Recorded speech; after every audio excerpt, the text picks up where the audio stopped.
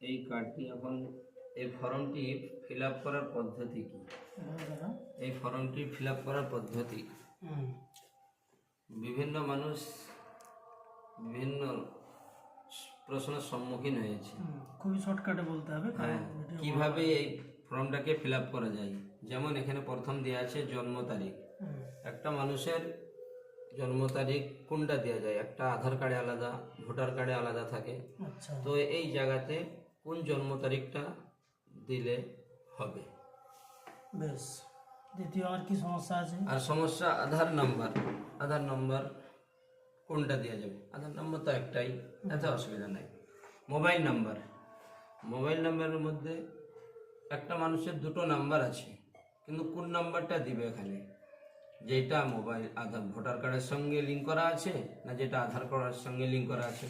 কিংবা এমন একটা নাম্বার আমার আছে যেটা, কিংবা অন্যর কারো আছে যেটা আধারেও লিঙ্ক নাই, অন্য কোথাও লিঙ্ক নাই, এটাতে কি অন্যজনের কিংবা ভাইয়ের কিংবা চাচার নাম্বার দেওয়া যেতে পারে?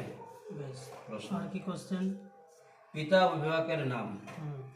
এখানে অভিভাবক অর্থাৎ পিতা, তো পিতার নাম দিয়ে বাপের যদি নাম দেওয়া যায়, তো কোন নামটা? 2025-এ যে নামটা আছে সেইটা দিয়ে হবে, না 2002 সালের যেটা বাপের আধার ভোটার লিস্টে নাম এসেছে সেইটা দেওয়া যাবে?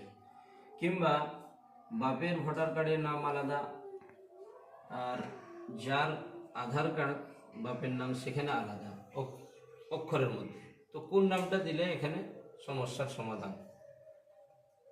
পিতার অভিভাবকের এপিক নাম্বার, কোন এপিক নাম্বার?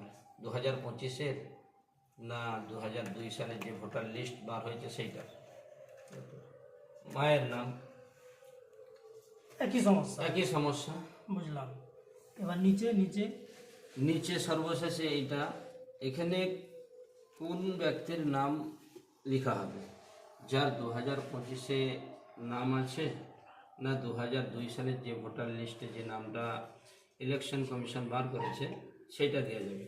এটা একটু খুলে বলে দিলে খুব ভালো হয়। আচ্ছা, ঠিক আছে। তাহলে প্রথমত আমি বলছি যে আমি একজন ট্রেনিং প্রাপ্ত বিএলও। আমার দেখতেই পাচ্ছেন আপনারা যে আমার গলাতে নির্বাচন কমিশনের দেওয়া এই বিএলওর কার্ডটিও রয়েছে।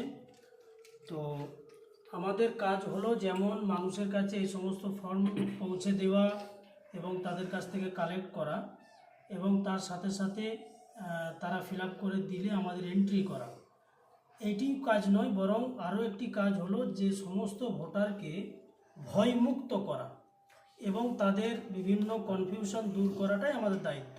সেই দায়িত্ব নিয়ে আমি নির্বাচন কমিশনের পক্ষ থেকে ট্রেনিং প্রাপ্ত হয়ে যা যা নির্দেশ আমাদের দেওয়া হয়েছে সেই অনুযায়ী আমি খুব সংক্ষেপে প্রশ্নগুলি সমাধান করে দিচ্ছি।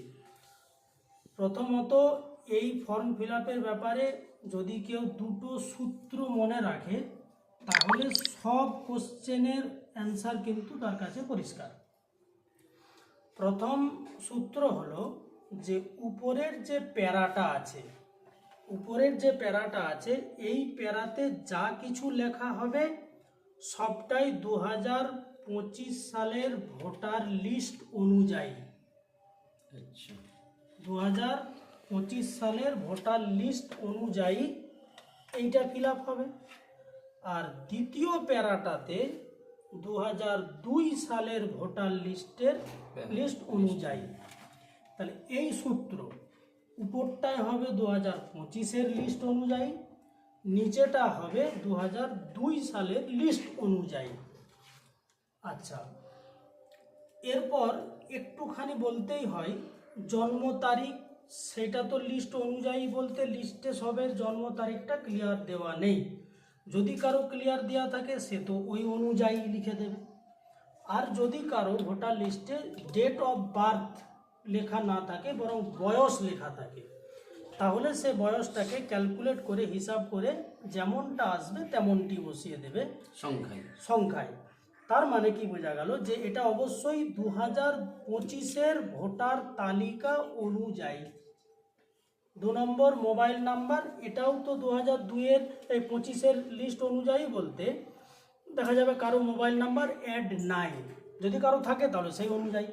যদি কারো মোবাইল নাম্বার ভোটার লিস্টের সঙ্গে ভোটার কার্ডের সঙ্গে যোগ না থাকে তাহলে সে যে কোনো নাম্বার দিতে পারে, যে নাম্বারটাতে সে তার সঙ্গে যদি যোগাযোগ করতে চায় যেন সে জবাব দিতে পারে বা সে কন্ট্যাক্ট করতে পারে, এইরকম কোনো একটা ভ্যালিড বৈধ মোবাইল নাম্বার দিলেই হবে।